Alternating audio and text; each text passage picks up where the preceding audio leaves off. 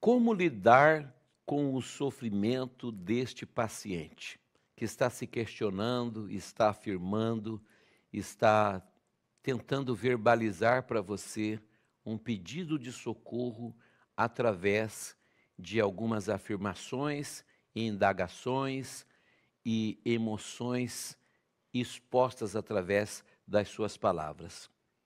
Sempre esteja pronto para ouvir com empatia este paciente. Mostre para ele textos de pessoas boas na Bíblia Sagrada que também sofreram e tiveram vitórias. Você não pode conduzir esta pessoa que está neste grau de sofrimento emocional e, às vezes, numa crise espiritual e até mesmo numa desorganização dos seus pensamentos em virtude do que ele está sofrendo. Você não pode conduzir essa pessoa a um abismo. Você está ali para ajudá-lo, para socorrê-lo. Lembre-se, você não é médico, você não pode dar diagnóstico, você não pode condenar paciente, você não pode dizer que a doença dele não tem cura de verdade, mas você também não pode dizer que ele vai sim vencer isso, vai sair dessa. Não.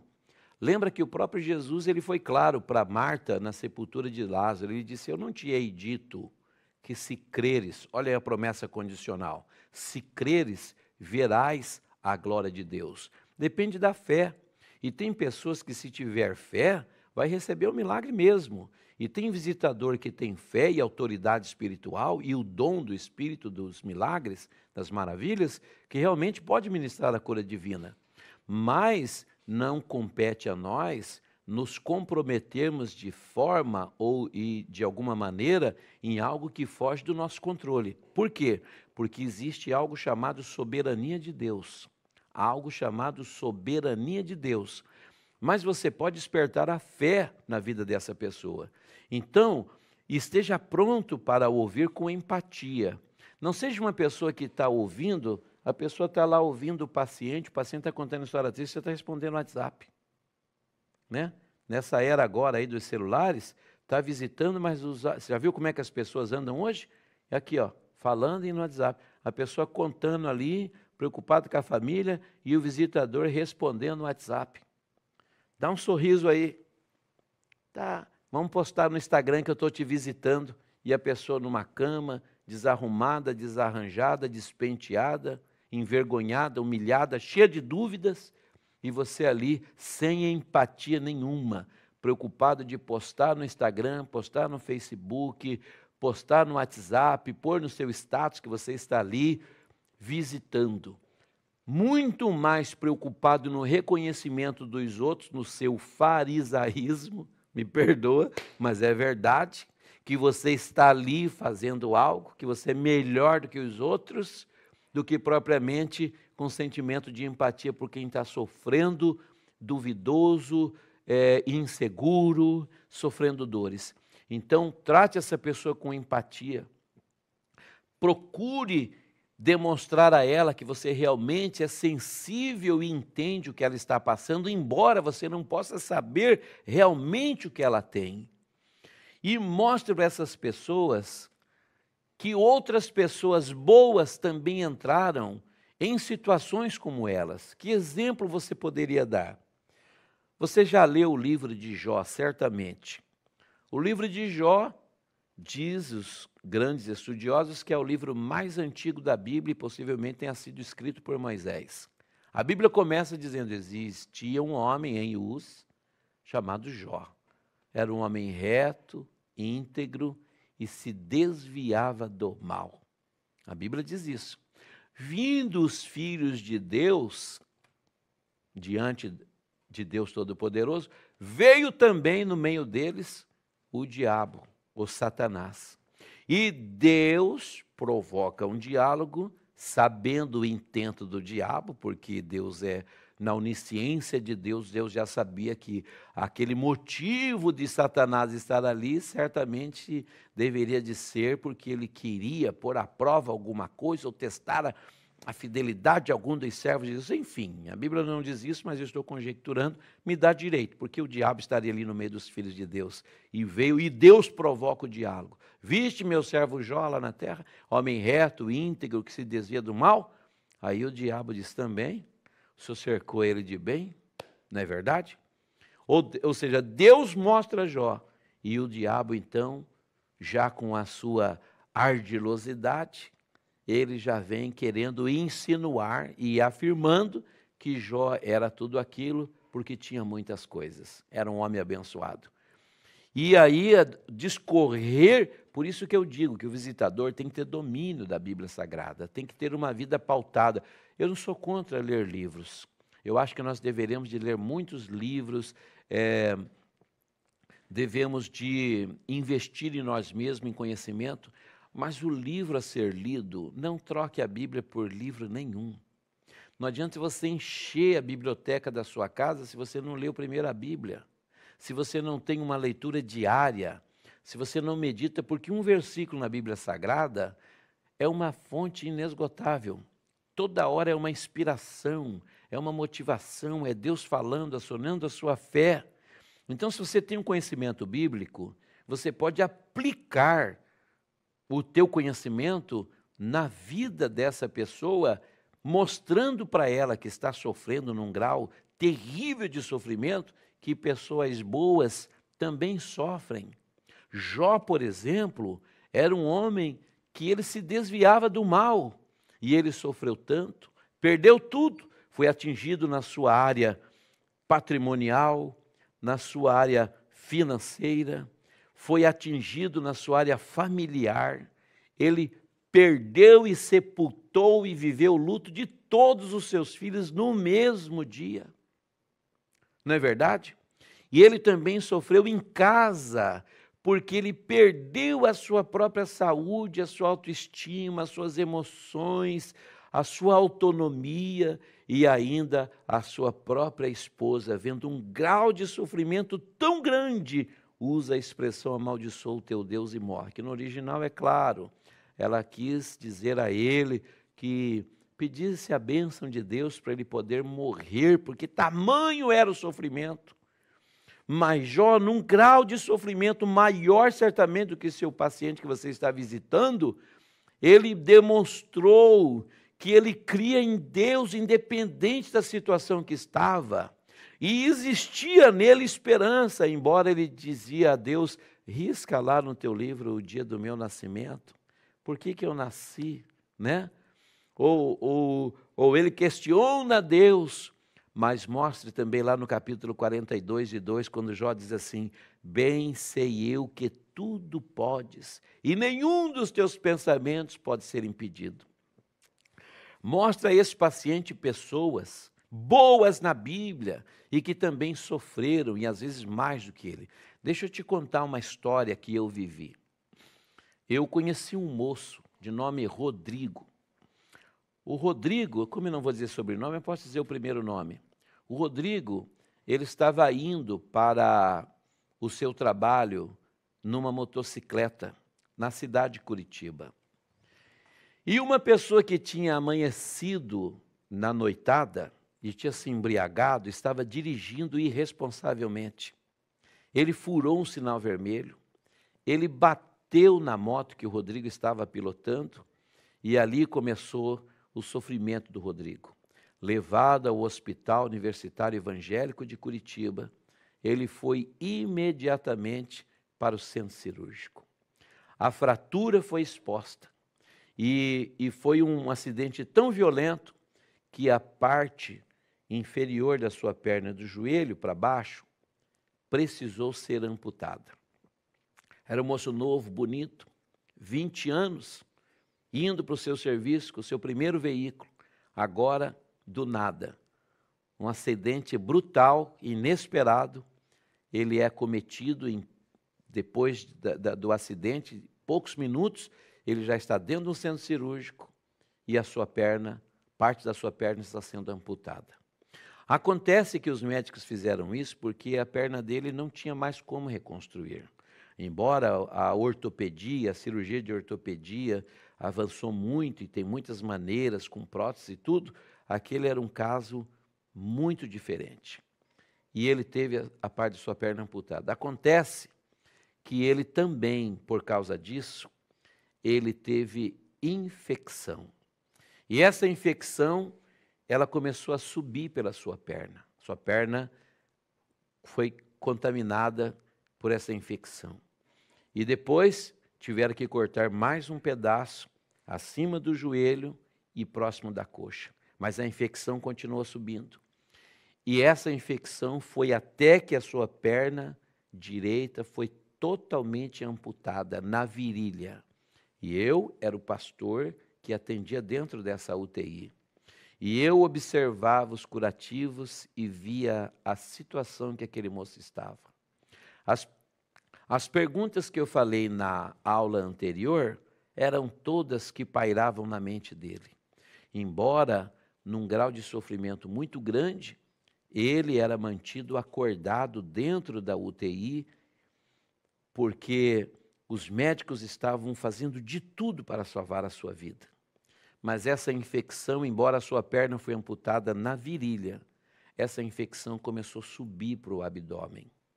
E a infecção foi subindo cada vez mais, a ponto da médica intensivista me chamar em lágrimas na sua sala.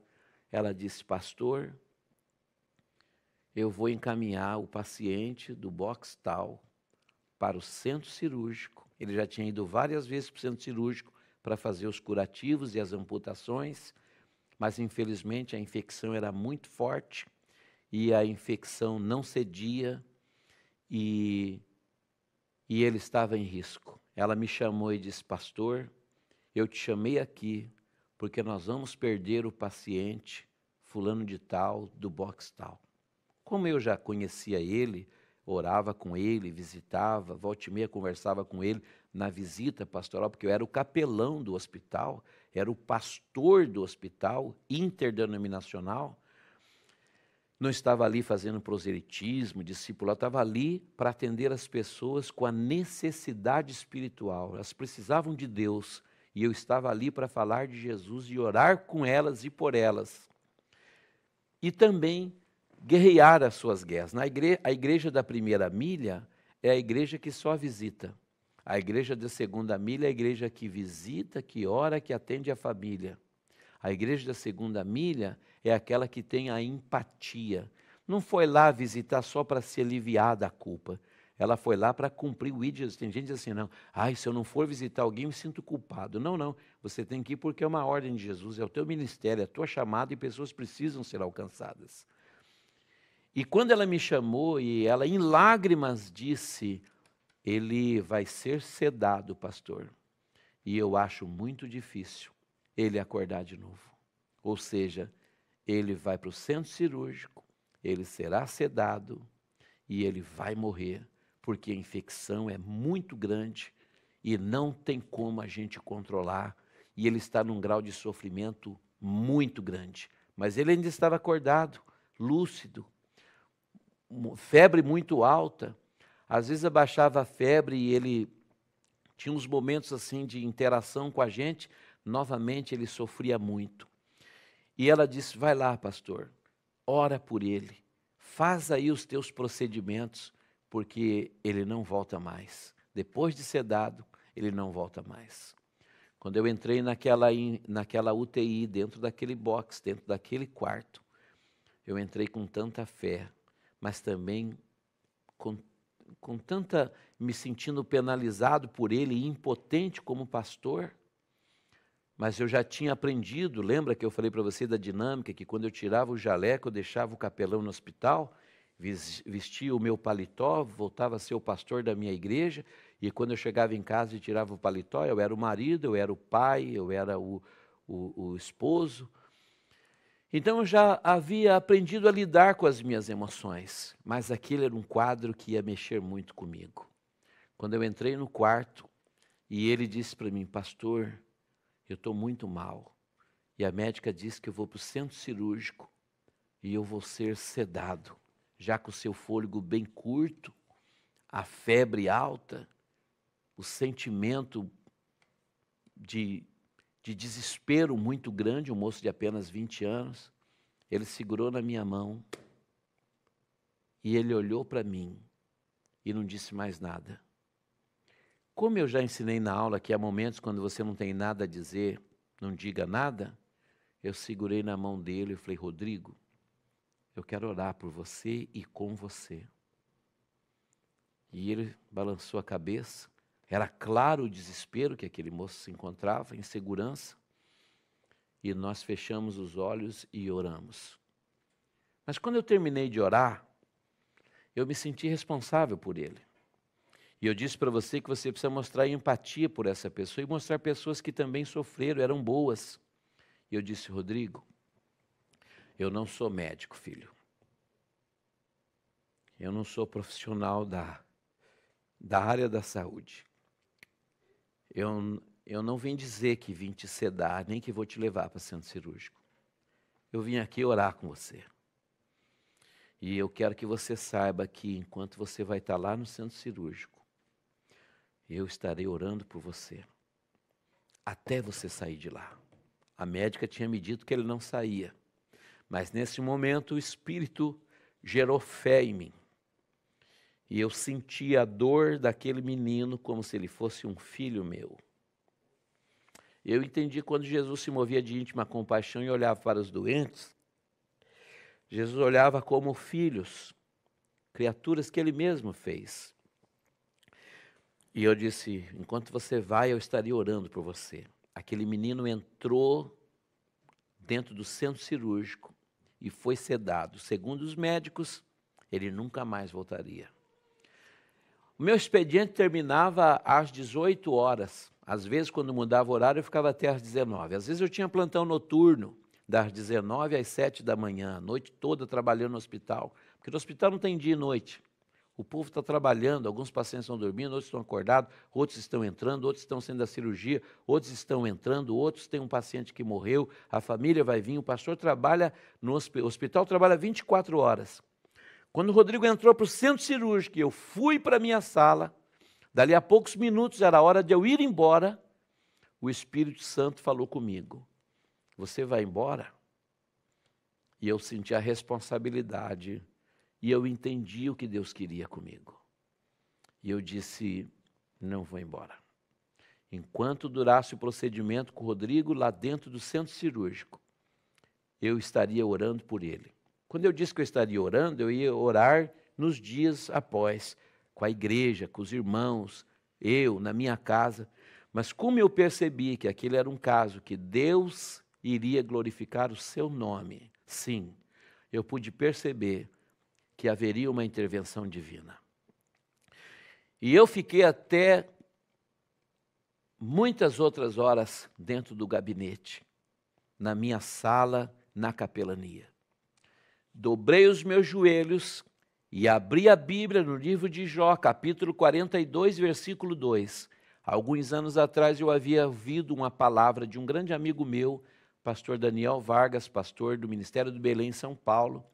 E ele pregou uma palavra sobre Jó: faça Deus pensar, baseado em Jó 42, 2. Bem sei eu que tudo podes e nenhum dos teus pensamentos pode ser impedido.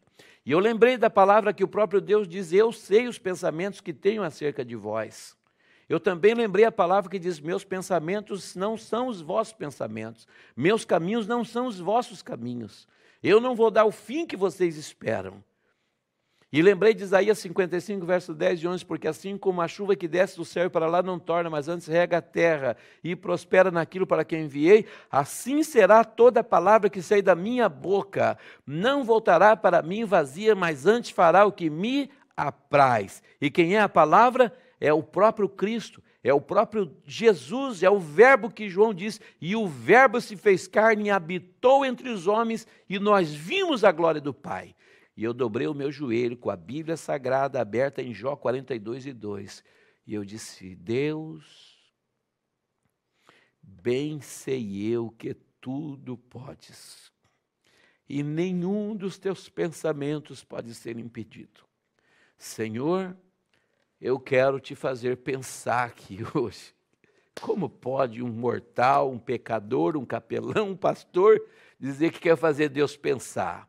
É o que eu lembrei, que Deus mora em mim, Coríntios 3,16, vós sois o templo de Deus, morada do Espírito. Eu disse, o Senhor está aqui comigo, o teu Espírito está aqui, então eu também estou em ti. E o Espírito de Deus, o Espírito do homem, penetra em todas as partes do homem, não é verdade? Logo, se eu tenho o Espírito de Deus, eu também posso penetrar na mente de Deus para falar com Ele. E isso não é heresia, gente, tá? Isso não é heresia, porque se o Espírito de Deus está em mim, o próprio Espírito me conduz. E se eu entro em nome de Jesus, eu não quero que ninguém interprete a minha experiência como heresia. Mas veja bem, Hebreus 4,16, cheguemos, pois, com confiança ao trono da graça para que sejamos ajudados e alcançamos misericórdia em tempo oportuno. Eu disse, Senhor, eu chego aqui no trono da tua graça e eu quero orar pelo Rodrigo. A doutora diz que ele não volta mais, mas eu quero que o senhor pense. Ele estava na sua motocicleta, indo trabalhar de manhã, parado no sinaleiro, com responsabilidade de trânsito, educadamente, um jovem com a vida toda pela frente. Alguém amanheceu na bagunça, encheu a cara, se embriagou, foi irresponsável, pegou um carro, dirigiu bêbado, atravessou o sinal vermelho, bateu na moto dele, esmagou a perna dele, ele veio de ambulância, seus planos foram impedidos, entrou no centro cirúrgico, amputaram a sua perna, cortaram o seu joelho, cortaram a sua coxa, cortaram a virilha e a infecção subiu. E durante todos esses dias, já fazia mais de mês que ele estava no hospital, durante todos esses dias que eu assisti, eu nunca vi ele reclamar, Senhor, eu nunca vi ele murmurar, eu não vi ele amaldiçoar nem quem bateu, nem quem cortou a perna, eu não vi ele amaldiçoar porque ele não tem uma perna. Senhor, tudo pode, glória a Deus, tudo pode, Senhor, teus pensamentos não podem ser impedidos. Senhor, diz uma palavra, ministra sobre ele a tua cura, Senhor. Enquanto os médicos já deram o veredito, glorifique o teu nome, o Senhor pode todas as coisas. A Bíblia diz, porventura verei alguma coisa impossível a ti? E eu fiquei orando por ele. E quando eu senti que Deus ouviu a minha oração, eu levantei dos meus joelhos, tirei o meu jaleco e fui embora, porque eu sabia que algo iria acontecer. Eu não imaginava como, eu não sabia que jeito seria, quando seria. Mas sabe quando você sabe que Deus te ouviu? Que a tua oração foi ouvida? E o Espírito testifica? Eu fui embora, fui para minha casa. No outro dia, desembarcou na cidade de Curitiba, representante de um laboratório internacional, que queriam testar uma nova droga, um novo antibiótico, um medicamento que combatia infecções de altíssima complexidade. E sabe o hospital que eles foram? Hospital Universitário Evangélico de Curitiba. Hoje, Mackenzie. Sabe, 5 UTI existiam no hospital. Cardíaca, pós-cirúrgica, UTI coronariana, UTI neonatal e UTI geral. Das 5 UTIs, eles foram na UTI geral. E eles, dos médicos intensivistas, eles encontraram a médica do plantão do dia anterior, que ainda não tinha ido embora, ainda estava preenchendo o seu período de 24 horas, e disseram, nós estamos aqui porque queremos testar uma droga nova, e nós queremos um quadro de uma grande infecção, para que possamos testar esse antibiótico. E sabe quem era que tinha uma grande infecção? Sabe quem era a pessoa que estava desenganada? E a médica disse, vocês querem um quadro complexo? Pois eu tenho um. Sabe o nome dele? Rodrigo. Sabe quem recebeu o medicamento? Rodrigo. Sabe quem saiu do centro cirúrgico? Rodrigo. Sabe quem voltou para a UTI geral? Rodrigo. Sabe quem teve a infecção vencida? Rodrigo. Quem foi para o quarto? Rodrigo. Sabe o pastor que acompanhou ele na alta e foi até a porta do hospital e viu ele indo embora? Eu. Porque o nosso Deus vai muito mais além e faz muito mais além daquilo que pedimos ou pensamos. Não subestime o grau de sofrimento das pessoas, mas também não subestime o poder do Deus que você está anunciando para eles. Nosso Deus vai além da medicina.